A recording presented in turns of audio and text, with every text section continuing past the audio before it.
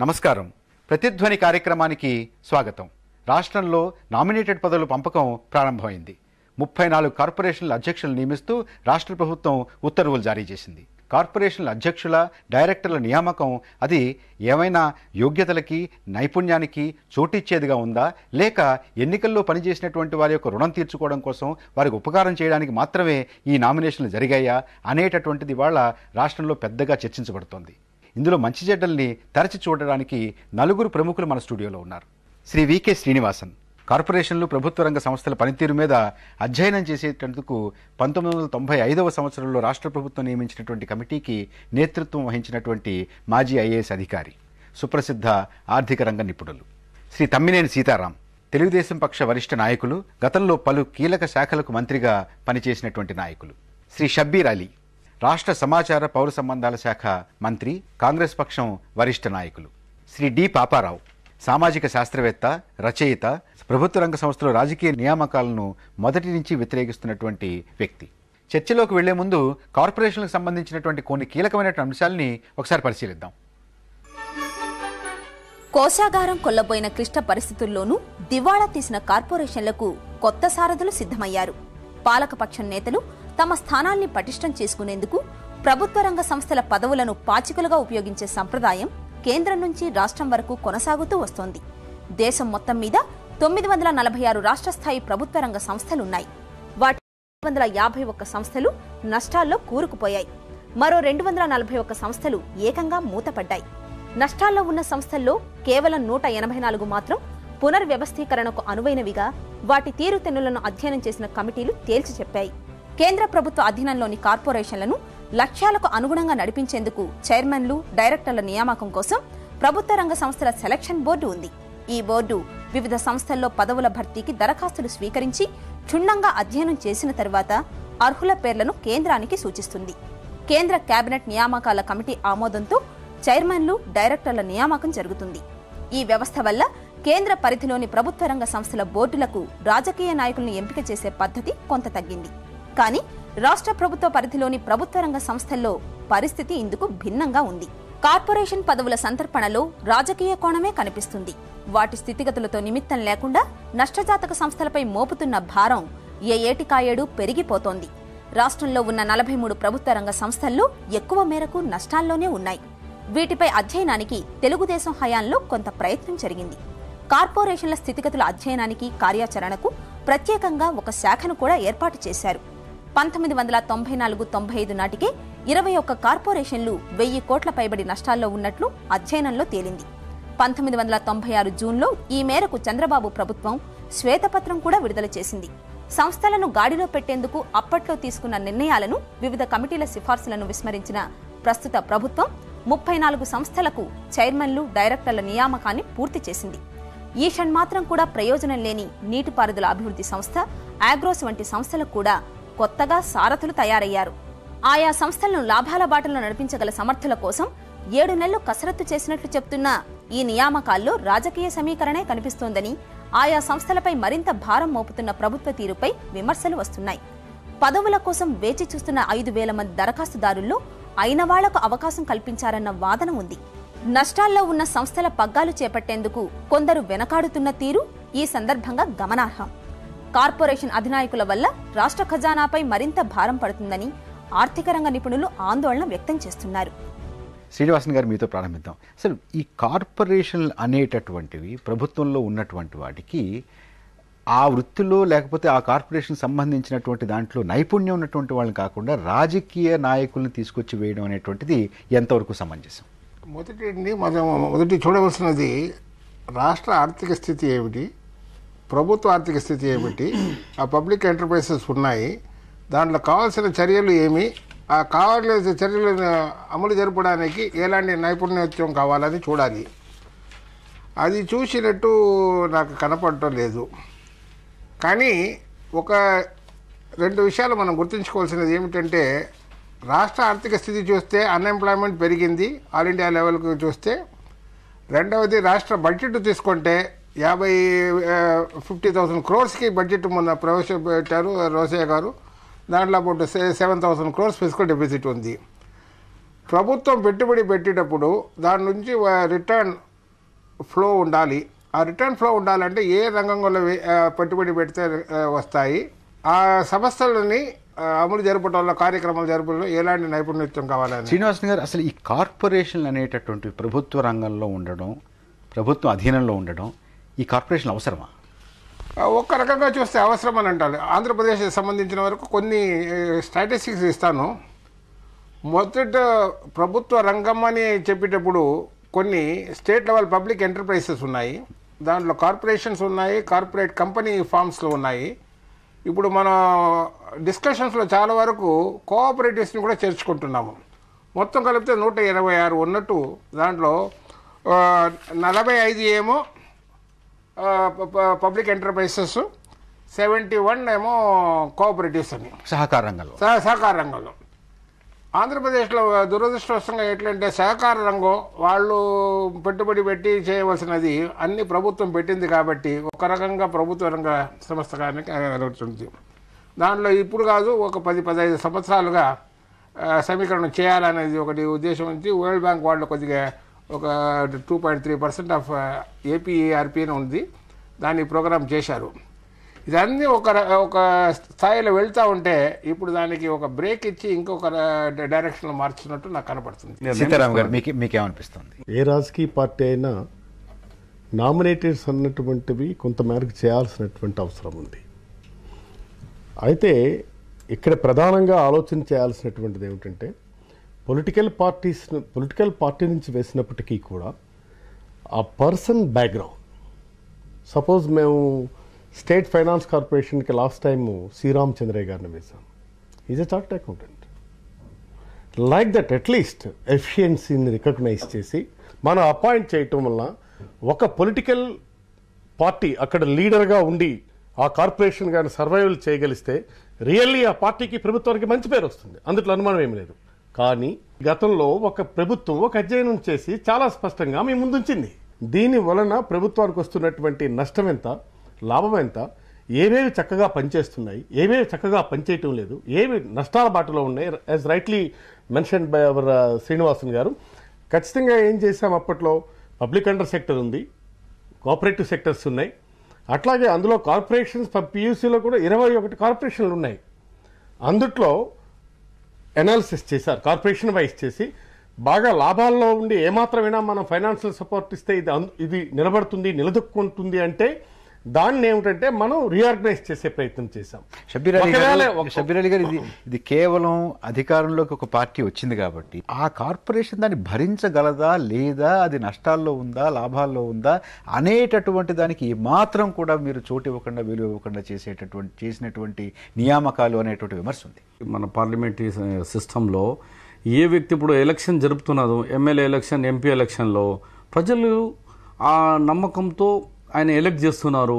అతడు క్వాలిఫికేషన్ కావాలా, లేకుంటే ఆయన లా గ్రాడ్యుయేటే కావాలా, డాక్టరే కావాలా, ఇంజనీర్, ఐఏఎస్ఏ కావాలని లేదు కదా. కానీ చాలా చోట బెటర్ పర్ఫార్మెన్స్ చేసి వాళ్ళు నిరూపిస్తున్నారు, మా దగ్గర ఆ శక్తి ఉంది అని చెప్పి అక్కడ కాన్స్టిట్యున్సీని అభివృద్ధి కానీ స్టేట్స్లో కానీ చేస్తున్నారు. సరే, కామరాజ్ గారి ఎగ్జాంపుల్ మీ దగ్గర లేదా? వాళ్ళు ఏం ఎడ్యుకేషన్ లేకున్నా ఎంత బ్రహ్మాండ భారతదేశంలో ఒక మంచి పేరు, ప్రపంచంలోనే ఒక పేరు తీసుకొచ్చినారు. అసలు యోగ్యత, అర్హత, నైపుణ్యం ఇవి చూసి చేసేటటువంటిది ఏం కాదు. ఇది ప్రజాస్వామిక ప్రక్రియలో ఎవరైనా కూడా వీటిని చేయొచ్చు అనేటువంటి మాట చెప్తున్నారు. ఈ రీసెంట్ పాస్ట్లోకి వెళ్ళి మనం చూసేటట్లయితే కనుక, ఇప్పుడు కాంగ్రెస్ ప్రభుత్వం ఉంది కనుక ఉదాహరణ చెబుతున్నాను. 1990లో చెన్నారెడ్డి గారు యాక్చువల్గా ఇక్కడ మత కల్లోలాలు జరుగుతున్నాయి, రాష్ట్రంలో హైదరాబాద్లో మత కల్లోలాలు జరుగుతున్నాయి. ఆ టైంలో ఆయన నీరో చక్రవర్తి ఫిడేల్ వాయించుకుంటున్నట్టుగా ఈ కార్పొరేషన్ పదవులు పూర్తి చేయటంలోనూ వీటిల్లోనూ నిమగ్నమై ఉన్నారు. ఎందుకంటే broad basing the power structure, తన పునాదిని బలపరుచుకునే కాబట్టి ఈ నేపథ్యంలో చూసినప్పుడు మనకి మొత్తం ఇదంతా ఏదో కార్పొరేషన్లకి వెల్ఫేర్ కోసం అధికారులు నియమిస్తున్నాం, లేకపోతే నాయకులు నియమిస్తున్నాం అనేది నమ్మటానికి వీల్లేంది. అంజయ్ గారి జంబో క్యాబినెట్ అంతే, అదో పెద్ద క్యాబినెట్. అది అధికార పునాది కదులుతున్నప్పుడు, పునాది వీక్గా ఉన్నప్పుడు దాన్ని బలపరుచుకోవడానికి చేసిన ప్రయత్నం. కాబట్టి ఇది ఒక రాజకీయ ఆశ్రయం కల్పించే విధంగా ఉంది తప్పితే, పునరావాస కేంద్రంలాగా ఉంది తప్పితే, వాస్తవానికి దానిలో కార్పొరేషన్లు బాగా పనిచేయాలన్నదో లేకపోతే ఇంకోటో ఉందని నేను ఏమాత్రం అనుకోవటం లేదు. అది జరిగిన సందర్భాలను చూసేటట్లయితే చారిత్రకంగా జరిగిన ఏ సందర్భాన్ని చూసినా. శ్రీనివాసన్ గారు, ఆ కార్పొరేషన్ యొక్క మంచి చెడ్డలు లాభ నష్టాలని ఏమాత్రం కూడా దృష్టిలో పెట్టుకోనటువంటి పరిస్థితి. ఇప్పుడు నిన్న మొన్న మేము state government SC finance corporation గురించి యాక్షన్ ప్లాన్ను చీఫ్ మినిస్టర్ గారు రివ్యూ చేసి ప్రోగ్రామ్ డిజైన్ ఎట్లా మార్చాలని మాకు ఒక స్టడీ ఇచ్చారు. దాంట్లో చూసేటప్పుడు 1974 to 2004 30 సంవత్సరాల్లో 40కి పైన మేనేజింగ్ డైరెక్టర్స్ మారారు. 40లో ముగ్గురే, లలిత్ మాథుర్ గారు, చాంగ్సన్ ఇంకొక అతను, ముగ్గురే 2 yearsకి పైన చేశారు. కంటిన్యూటీ ఇన్ పాలసీ, ఆ సబ్జెక్ట్ తెలియాలి, not only at the chairman level but also at the official level. ఒక వీక్నెస్ ఎట్లా వచ్చిందంటే ఇదంతా అపాయింట్మెంట్ ఏమో క్యాషువల్గా చేయటం, ఒక పెద్ద లిస్ట్ పెట్టుకొని ఆ లిస్టులో టిక్ మార్క్ చేయటం, ఒత్తిళ్లు, రికమెండేషన్. షబీర్ గారు, ఈ ధైర్యం అంతా అక్కడ అధికారులు పనిచేసుకుంటున్నటువంటి అధ్యక్షులు అనేటువంటి వారు, చైర్మన్ అనేటువంటి వారు అలంకారప్రాయంగా ఉంటారులే, పర్వాలేదులే అనేటువంటి ధైర్యం. కొంతమంది కాన్సెప్ట్ ఏమిటి అంటే, కొంతమంది బ్యూరోక్రాట్సే చేయగలుగుతారు, రాజకీయ నాయకులు చేయగలేరు అన్నట్టు వాతావరణం క్రియేట్ చేయగలుగుతారు, కానీ అది కాదు. చాలా చోట ఇప్పుడు బ్యూరోక్రాట్స్ చేతిలో ఉన్న చోట స్కామ్స్, బోలంత స్కామ్స్ వస్తున్నాయి. చాలామంది వాళ్ళకి ఇవేస్తున్నారు, కానీ ఆ సబ్జెక్ట్ తెలియకుండానే మళ్ళీ ట్రాన్స్ఫర్ అయిపోతారు. లండన్కు పంపిస్తారు ట్రాఫిక్ రూల్స్ రెగ్యులేషన్ తెలుసుకొని, ఆ ట్రాఫిక్ వచ్చే వరకు ఇక్కడ ట్రాన్స్ఫర్ అయిపోతే వెళ్ళిపోతారు. కాబట్టి ఆ కాన్సెప్ట్ వాళ్ళే చేయగలుగుతారు, రాజకీయ నాయకులు చేయలేరు, రాజకీయ నాయకులకు నాలెడ్జ్ లేదు అన్నట్టు కాకుండా, ఇవాళ చాలామంది కార్పొరేషన్స్ గతంలో కాంగ్రెస్ హయాంలో చూస్తే చాలా కార్పొరేషన్స్ లాభాలు నడిచినాయి. కానీ తెలుగుదేశం వచ్చిన తర్వాత ఇవే కార్పొరేషన్స్ 99% కార్పొరేషన్ అన్ని లాసెస్లో పోయినాయి. అన్ని లాసెస్లో. వీళ్ళు చేసినటువంటి నియామకాల వల్ల అంటారా? ఆ నియామకాల ఆ వ్యక్తుల ద్వారానో అయింది. కానీ మేము ఇప్పుడు చాలా మట్టుకు వీకర్ సెక్షన్స్కు సంబంధించిన వాళ్ళు, ఆ సబ్జెక్ట్కు సంబంధించిన వ్యక్తులకే ఇవ్వడం జరిగింది. కాబట్టి వాళ్ళు గ్రామాల నుంచి వాళ్ళు సిటీ వరకు ప్రజలతో ఉన్నారు, ప్రజల మధ్యలో ఉంటున్నారు, ప్రజల సమస్య వాళ్ళకి తెలుసు, కాబట్టి ప్రజలకు బాగు చేస్తారనే ఆశతో వాళ్ళని మేము నామినేట్ చేసాం. పాపారావు గారు, మీకు ఏమనిపిస్తుంది? ప్రజలతో ఉన్నంత మాత్రాన టెక్నికల్ గా, టెక్నోక్రటిక్ గా క్వాలిఫికేషన్, ప్రజలతో ఉండవా నాయకులతో ఉండడం? నాయకుడితో ఉంటాం, అది కూడా ప్రశ్నే. అయితే let us give benefit of doubt. అదొకటే సరిపోదు ఈ విషయంలో. ఇది కార్పొరేషన్ నడపడం అంటే దానిలో చాలా టెక్నికల్ విషయాలు ఉన్నాయి, దానిలో అడ్మినిస్ట్రేటివ్ వ్యవహారాలు ఉన్నాయి. ప్రజలతో ఉన్నంత మాత్రాన, ప్రజలతో ఉంటే తెలిసేది సహజంగా రాజకీయ నాయకుడికి అలజడి, ఆందోళన, ఊపిరిగా ఉంటాయి. దాంతో ఇక్కడ అడ్మినిస్ట్రేటివ్ దీనిలోకి వచ్చేసరికి ఆ టెంపర్మెంట్ ఒకటే సరిపోదు. టెక్నోక్రటిక్ క్వాలిఫికేషన్ కావాలి, ప్లస్ క్వాలిఫికేషన్ అంటే డిగ్రీలని కాదు నేను అనేది, దానికి సంబంధించిన ఆలోచన కావాలి, దాన్ని నేర్చుకునే గుణం కావాలి, కనీసం అక్కడికి వస్తే నేర్చుకునే గుణం కావాలి, రోజువారీ వ్యవహార శైలిలో అడ్మినిస్ట్రేటివ్గా నడపగలిగినటువంటి క్యాపబిలిటీ కావాలి. ఈ లేకుండా మనం ప్రజలతో ఉన్నారు కాబట్టి వాళ్ళు కార్పొరేషన్ నడుపుతారంటే కార్పొరేషను అంతిమంగా అది ప్రజలకి నష్టమే జరుగుతుంది. శ్రీనివాసన్ గారు, అసలు ఈ చైర్మన్లు నిజంగా ఏమైనా చేస్తారు?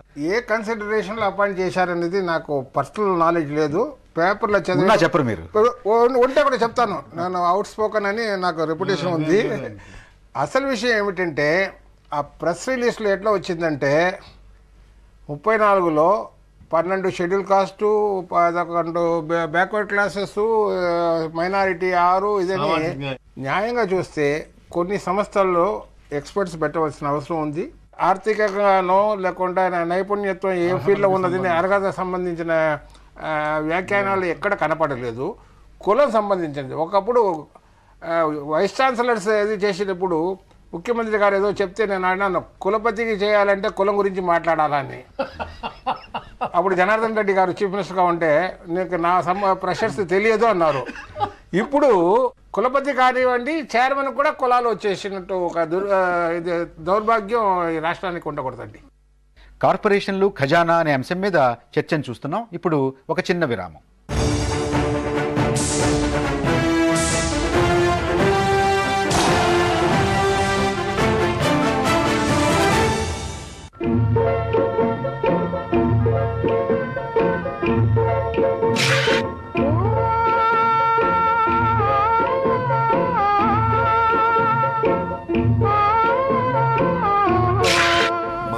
ఆంధ్రదేశపు బిడ్డగా ఆమె ఉండడం మనందరి అదృష్టం.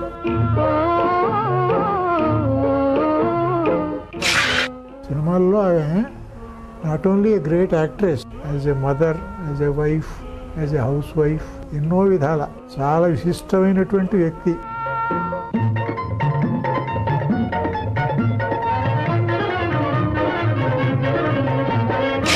బహుముఖ ప్రజ్ఞాశాలి డాక్టర్ భానుమతి రామకృష్ణ ఈ వారం మార్గదర్శి.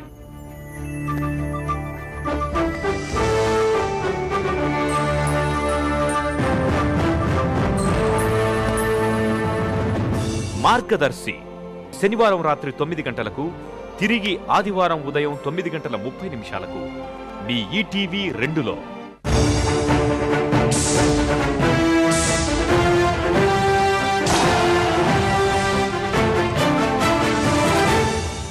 తిరిగి చర్చలోకి వెళ్లే ముందు కార్పొరేషన్ల నిర్వహణ మీద ఏర్పాటైనటువంటి వివిధ కమిటీల యొక్క సిఫార్సుల్ని ఒకసారి తెలుసుకుందాం. ఐరావతాలకు సరిపోలే ప్రభుత్వ రంగ సంస్థలను ఒక గాడిన పెట్టేందుకు కేంద్ర రాష్ట్ర స్థాయిలో ఆర్థిక రంగ నిపుణులతో అనేక కమిటీలు ఏర్పాటయ్యాయి.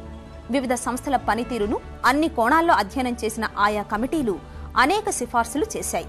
కార్పొరేషన్లలో ఆర్థిక యాజమాన్య అవకతవకలపై కంట్రోలర్ అండ్ ఆడిటర్ జనరల్ అనేక మార్లు అక్షింతలు వేసింది.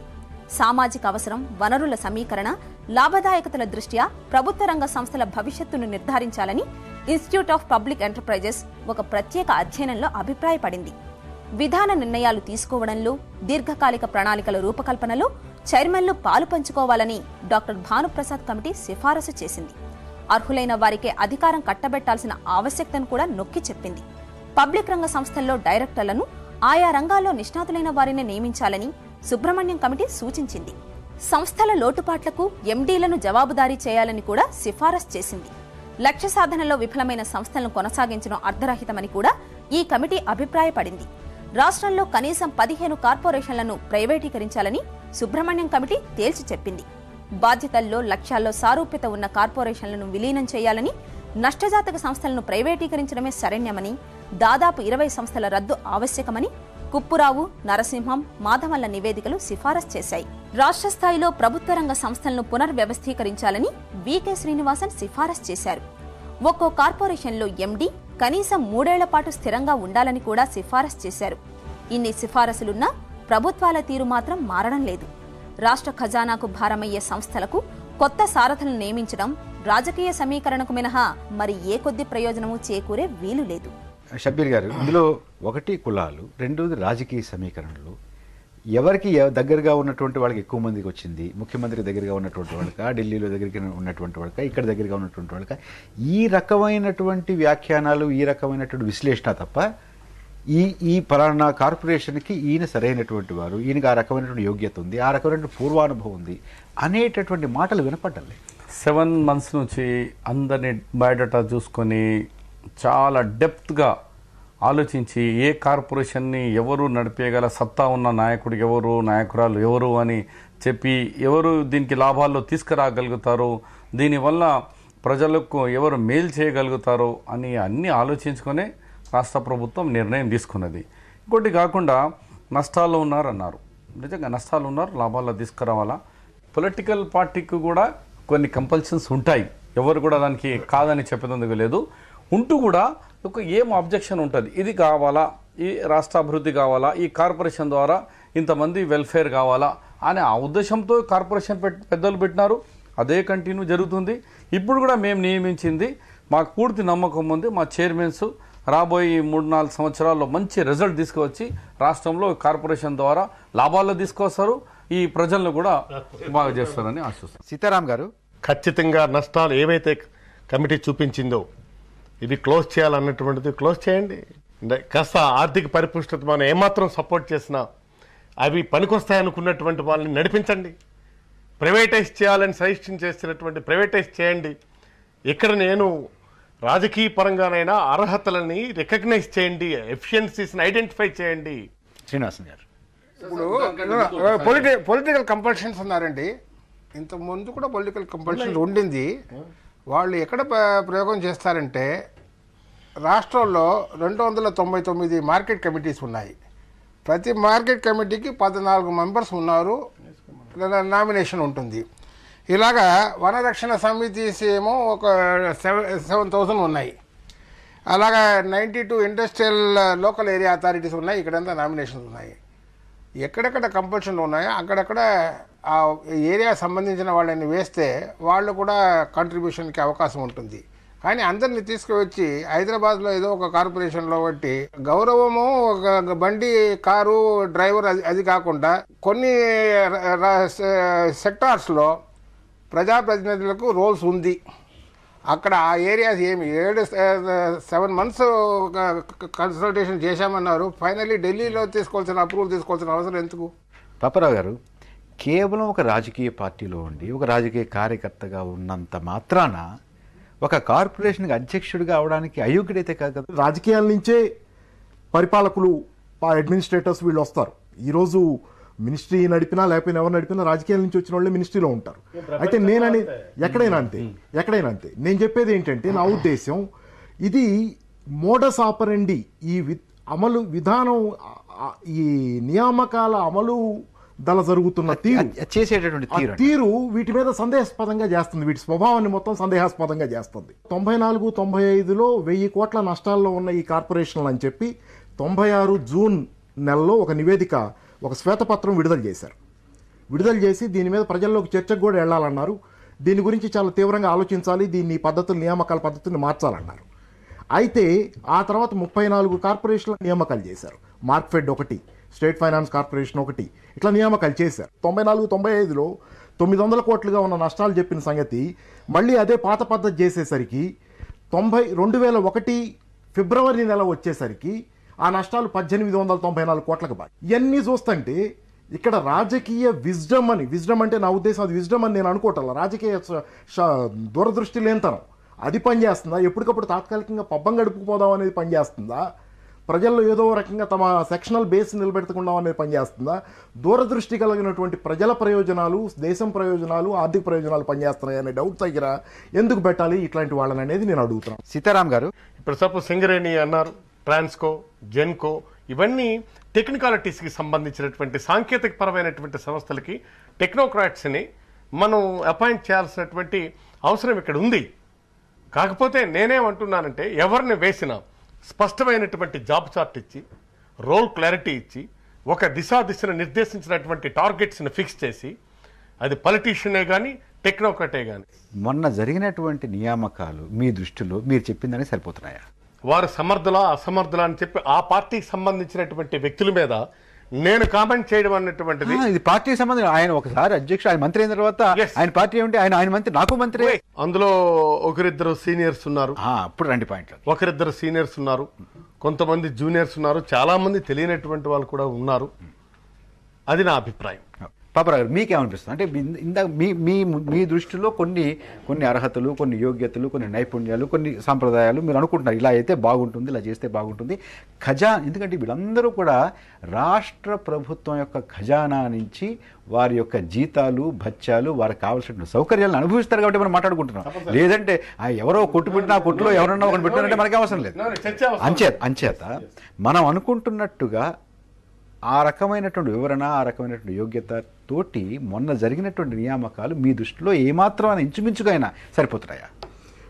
మొదటిది ఏంటంటే, ఈరోజు వీళ్లలో మరి కొంతమంది, మరి షబీర్ అలీ గారు చెప్పనియండి, సీతారాం గారు చెప్పనియండి, ముందు వాళ్ళ దీన్ని చూసి చెప్పాలనేది వాళ్ళ అభిప్రాయం. అయితే గతం కూడా చూసినట్లయితే ముందు ఎట్లా అని కనపడంది. అది గతం కనపడేది, గతం జరిగింది కనపడేది.